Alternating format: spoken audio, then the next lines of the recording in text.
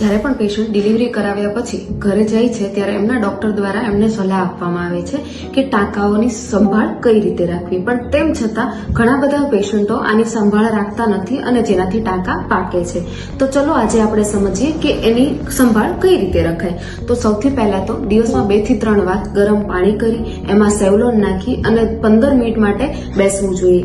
જેટલી પણ વાર તમે બાથરૂમમાં જાઓ છો બાથરૂમ કરવા માટે એટલી વાર એ જગ્યાને પાણીથી સાફ કરી, એટલે કે હાથ પાણી લઈ જગ્યાને રૂમાલથી કોરું કરી અને તમારા ડોક્ટરે આપેલી ક્રીમ, જે મોસ્ટલી પોવોડિન આયોડિન નામની હોય છે, જેને લગાવવી જોઈએ. એના પછી જેટલી પણ વાર પેશન્ટ ટોયલેટ કરવા જાય છે એટલી વાર નીચેની જગ્યા સરખી રીતે સાફ કરવી જોઈએ. ઘણા બધા પેશન્ટો જ્યારે ટાંકા ખોલાવવા માટે આવે છે ત્યારે ટાંકા પર અને નીચેની જગ્યા પર ટોયલેટ લાગેલું હોય છે, જે બિલકુલ સારી વાત નથી અને જેનાથી ટાંકા પાકી શકે છે.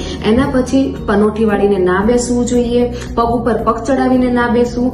તમારા ડોક્ટરે જે પણ દવા તમને આપેલી છે, મલ્ટીવિટામિન છે કે પછી એન્ટીબાયોટિક્સ છે, એનો કમ્પ્લીટ કોર્સ કરવો જોઈએ. ખાવામાં સંપૂર્ણ આહાર લેવો જોઈએ, શાક રોટલી દાળ ભાત. એવું નથી કે ડિલિવરી થઈ છે તો આ વસ્તુ ના ખવાય આ વસ્તુ ખવાય. હરેક વસ્તુ, ઇવન ખાટું એટલે કે લીંબુ શરબતથી લઈ લીંબુથી લઈ નારંગી મોસંબીનું જ્યુસ બધું જ તમે ખાઈ શકો છો. તેનાથી કોઈ પણ ટાંકા પાકતા નથી, પણ ટાંકા જલ્દી રૂજાય છે.